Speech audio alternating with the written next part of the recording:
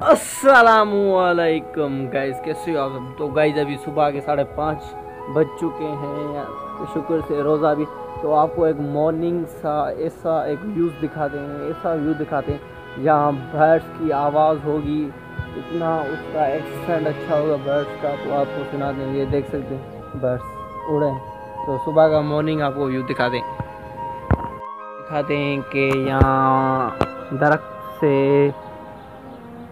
Birds निकल रहे हैं। तो अभी आपको दिखाते हैं, ये आप देख सकते हैं क्या मनाज़र हैं यार। ये आप देख सकते हैं बर्ड्स की यार एक्सेंट सुने ना, आवाज़ सुनिए। ये आप देख सकते हैं आवाज़।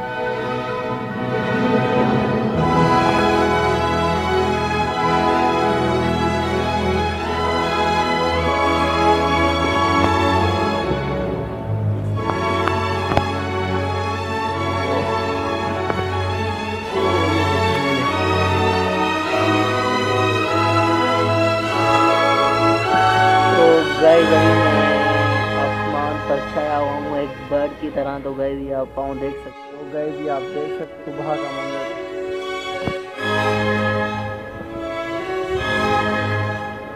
तो गाइस ये आप देख सकते हैं सुबह का मंजर ऐसा। तो